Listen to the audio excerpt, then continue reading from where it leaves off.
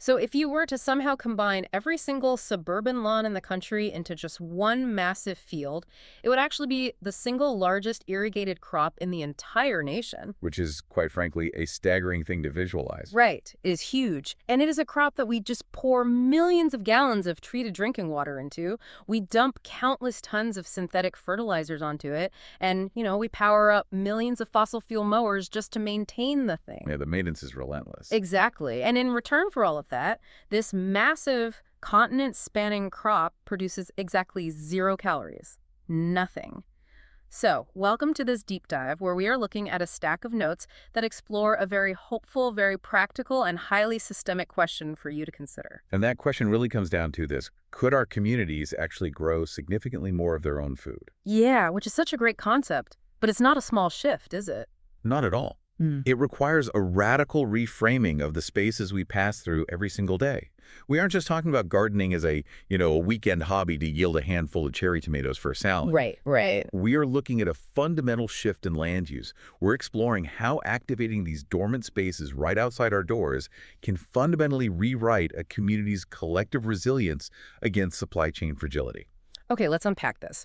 Because the overarching analogy here is that we can essentially view the modern city, or the modern suburb, as this giant, untapped, decentralized farm. A farm hiding in plain sight, basically. Exactly. It is this vast agricultural grid currently masquerading as scenery. And our mission today is to explore how transforming our neighborhoods into local food hubs isn't just some utopian dream. It is an achievable logistical reality using a mix of traditional soil-based models and, frankly, some highly imaginative modern technology. Right. And to understand how we can actually feed an entire community, or at the very least, meaningfully supplement a municipal diet, we have to start with the soil that already exists in our shared civic spaces. Like community gardens, right? Exactly. Yeah. Community garden models have historically been the foundation here. But the notes indicate a really crucial evolution away from the standard allotment system. Okay, wait. What do you mean by the standard allotment system? Well, the traditional model is where a municipality divides a plot into, say, 50 little squares, and everyone grows their own isolated patch of radishes or carrots. Oh, yeah. Everyone has their little fenced-off wooden box. Right. But that is highly inefficient. What is taking over now are common ground garden-style projects. Okay, so rather than dividing the land, they're pooling the labor. Precisely. Common ground projects take a quarter-acre or maybe a half-acre lot and manage it as a single cohesive agricultural unit. You achieve economies of scale. No, that makes so much sense. It does, right. Instead of 50 people buying 50 different bags of compost and watering at completely random times, you have cooperative management. You can implement proper crop rotation, optimize irrigation systems for the whole footprint, and even dedicate specific zones to nitrogen-fixing cover crops. Wow, okay. So it really transforms a patchwork of little hobby plots into a high-yield urban farm. Exactly.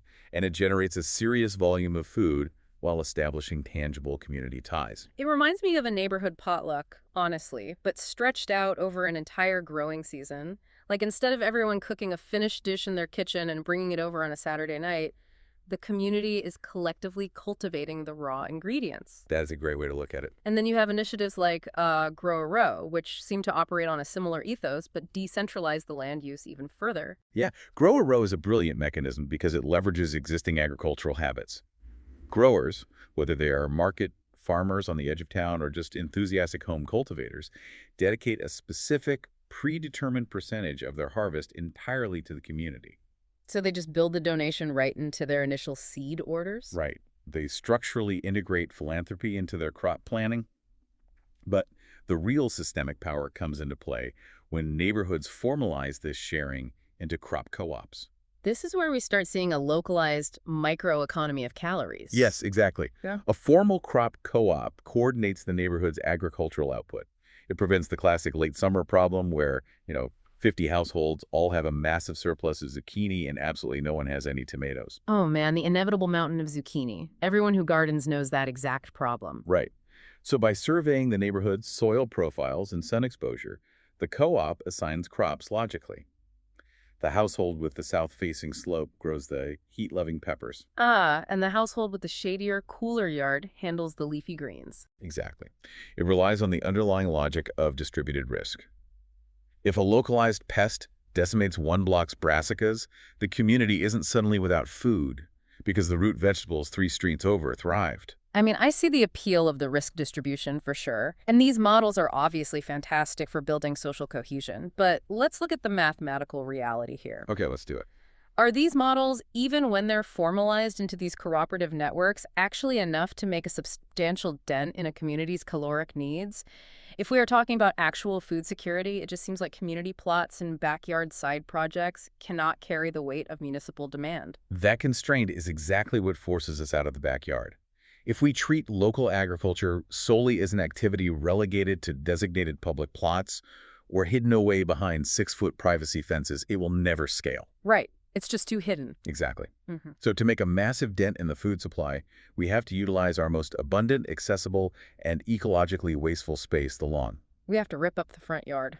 What's fascinating here is the sheer mathematics of urban and suburban landscapes when you apply the 10 yards to feed a city model. The 10 yards model. Okay, break that down for me. This is the concept that taking just 10 average-sized front yards on a typical residential block and converting them into intensive, bio-intensive agriculture can actually generate a commercial-scale yield. But wait, before we move into the commercial side of things, let's clarify the mechanics. What actually makes it bio-intensive? Because we aren't just talking about, planting seeds a little closer together. No, not at all. Bio-intensive agriculture is a specific methodology designed to maximize caloric yield per square foot while simultaneously regenerating the soil. Okay, so how do they pull that off? Well, it involves double digging beds to aerate the soil much deeper than usual. And what that does is it allows roots to grow straight down rather than branching out horizontally. Oh, interesting. So they don't have to fight each other for space. Precisely.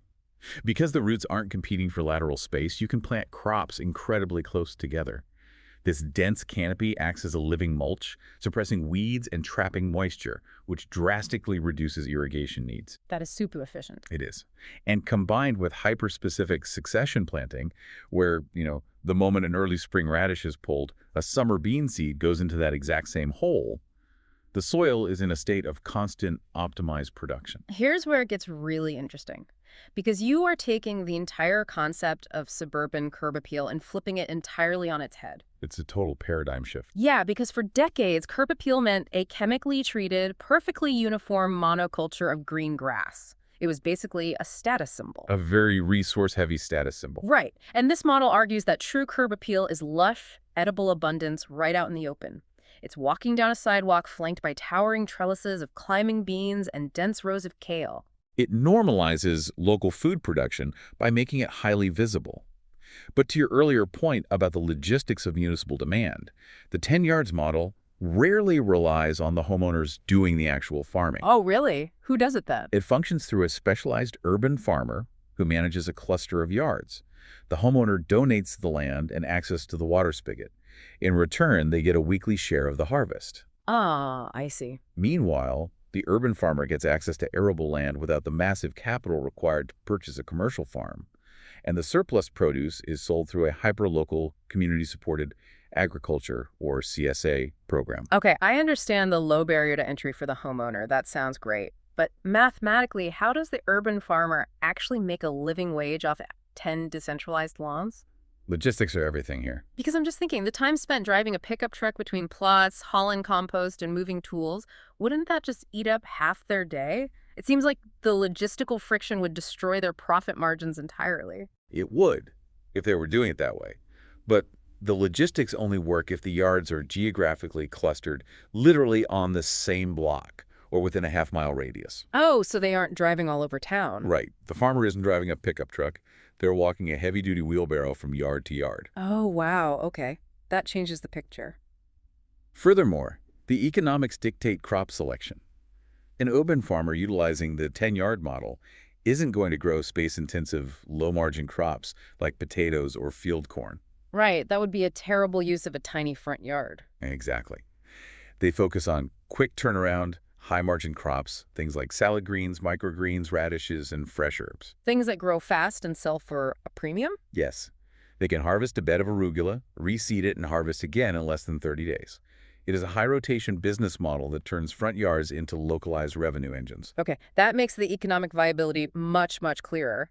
But the 10-yard model still relies on a massive underlying assumption, doesn't it? which That the community is actually zoned for single-family homes with arable land. Like, if you live in a dense urban core or a sprawling apartment complex, you don't have a lawn to flip. that is the big geographic roadblock, yes. So this forces the narrative away from traditional soil entirely. If we are going to build a truly resilient food network, a community must be able to generate calories where horizontal farming is literally impossible. Exactly.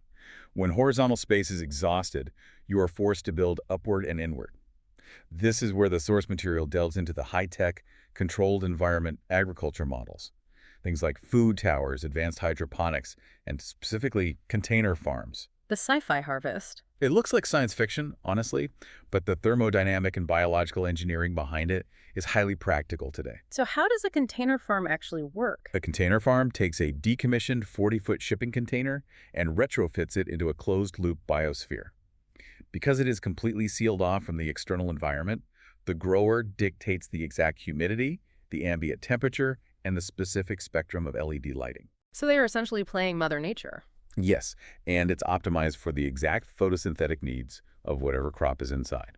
I want to challenge the sustainability of this, though, because with hydroponic shipping containers, obviously topsoil degradation and pesticide runoff aren't issues. You're just not using dirt. Right, those ecological benefits are clear. But you are trading that benefit for a massive energy dependency. You have to power the HVAC systems to control humidity, you have pumps to circulate the nutrient solution, and those massive LED arrays. Doesn't that just shift the system's fragility from the dirt to the local power grid? That is the critical tension in controlled environment agriculture. Hmm. It is fundamentally an energy-to-calorie conversion process. Right. If a container farm is plugged into a municipal grid that's powered by coal, its carbon footprint per head of lettuce is astronomical. Yeah, that defeats the whole purpose. However, the models demonstrating long-term viability integrate directly with renewable microgrids. They utilize solar arrays on the roof of the container itself, or they tap into the excess capacity of adjacent buildings. Okay, so they're generating their own power to offset it. Exactly. Furthermore, because hydroponic systems recirculate their nutrient solution constantly, they use up to 90% less water than traditional soil farming. 90%. That is massive. It is. In regions facing severe, multi-year droughts, that water conservation often completely offsets the energy premium. Wow. It is essentially stacking our farms the exact same way we stack our apartments to fit more people into a city. That's a perfect analogy. Like instead of spreading crops across a flat 2-acre field, you are stacking them vertically on racks inside the steel box, maximizing every single cubic inch. The spatial efficiency is just staggering. A single shipping container, taking up only 320 square feet in a concrete parking lot, can produce the equivalent annual yield of a 2 to 3 acre traditional farm. That is unbelievable from just one parking space. Essentially, yes. And by controlling the vapor pressure deficit, which is the exact ratio of temperature to humidity that dictates how plants transpire, the crops grow up to 3 times faster than they would in nature. So you aren't just saving space, you're warping time. Exactly. It completely severs the community's reliance on seasonality. You can harvest a massive yield of basil or spinach in the middle of a frozen northern winter or during a blistering heat wave. The technological efficiency is undeniably cool, but I have to ask, does moving away from soil and relying on LED diodes and HVAC systems risk severing that grassroots community connection we just talked about? That's a valid concern. Or does it just redefine what a farmer looks like in the 21st century? I'd say it redefines the infrastructure. But if we connect this to the bigger picture, the utility of the food remains identical. Okay, how so? Well, whether the spinach was pulled from a bio-intensive front yard down the street or harvested from a hydroponic tower in an abandoned warehouse, the ultimate goal is exactly the same: fortifying the community's social safety net. Oh, I see. All of these models, from the cooperative dirt patches to the highly engineered shipping containers, are basically working in concert to create a buffer against systemic shocks. And we have certainly seen the fragility of the global supply chain lately. A geopolitical conflict, a transportation strike, or just an extreme weather event across the globe can strip grocery store shelves bare in a matter of days. Exactly. When a city relies on a logistical network that ships a head of lettuce 3,000 miles, it is fundamentally vulnerable. Highly vulnerable. But localizing food production isn't about completely dismantling those global trade routes. It is about building redundancy. It is about complementing the macro supply chain and, crucially, complementing the emergency aid organizations operating right there on the ground. So what does this all mean for those local organizations? Like, how does a network of front yard farmers or a parking lot container farm actually alter the economics of the local food bank? It solves their most persistent logistical bottleneck, which is the cold chain. The cold chain, right? Food banks receive a tremendous amount of non-perishable boxed and canned goods because they are shelf-stable and very easy to transport. Right, you can just toss a box of pasta in a truck and it's fine. Exactly. But fresh produce is highly perishable. It requires expensive refrigerated trucks and massive walk-in coolers infrastructure that constantly strains a nonprofit's operational budget. Because, I mean, if a pallet of fresh greens sits on a loading dock in the sun for even 4 hours, the entire donation is lost. Exactly. But when you decentralize the farms, you bypass the need for an industrial cold chain entirely. Oh, wow, because they are right down the street. Yes. If a network of urban farmers and community co-ops are funneling 20% of their daily harvest directly into the local food pantry, the travel time is measured in minutes, not days. That is The incredible. produce is harvested in the morning and handed to a family in need that exact same afternoon. Hmm. It allows the food bank to provide high-density nutrition without the devastating overhead costs of refrigeration and long-haul transport. It really entirely redefines how we approach food security. It shifts the heavy burden off of the emergency aid organizations who, let's face it, are often operating in a state of constant triage. They really are. And it creates this baseline buffer of everyday, neighbor-driven abundance. If a community can generate even a fraction of its own leafy greens or root vegetables locally, it frees up municipal resources. Right, so that food banks can deploy their capital toward long-term poverty alleviation rather than just scrambling for inventory week after week. Yeah, that makes perfect sense. It fosters a profound culture of mutual aid. When the residents are actively participating in the caloric economy of their own neighborhood, whether by lending their lawn to a CSA, joining a crop co-op, or voting to install a container farm at the local community center, they become deeply invested in the collective survival of that space. They have skin in the game. Exactly. The agricultural technology we've discussed is ultimately just a tool to ensure that even the most space-constrained, weather-challenged environments have the capacity to participate in that mutual aid. It really is an incredible journey when you trace the logistics from the ground up like this. It is a totally different way to see the world. We started by looking at how to optimize the soil we already share, moving past individual hobby plots into the cooperative economies of common ground projects and localized crop co-ops. And then we explored the bio-intensive mathematics of ripping up decorative lawns to create decentralized, commercial-scale front yard farms. Right, and finally, we mapped out how to transcend geographical constraints entirely, utilizing the thermodynamic engineering of closed-loop container farms to generate these staggering vertical yields right in the middle of concrete jungles. And all of these models, regardless of their technological complexity, weave together to build actual neighborhood resilience. They really do. It is all about bypassing the fragile global supply chains, solving those cold chain bottlenecks for our local food banks, and literally growing a new social safety net from the ground up. It changes our physical relationship to the environment and to each other, which leaves a rather pressing question to consider long after this discussion ends. Oh, I love a good takeaway. What is it? Imagine if your specific neighborhood mapped out every single unused yard, every empty flat roof, and every vacant concrete lot tomorrow. How much of your community's caloric demand do you think you could realistically offset? And who would be the very first neighbor you'd trade your harvest with?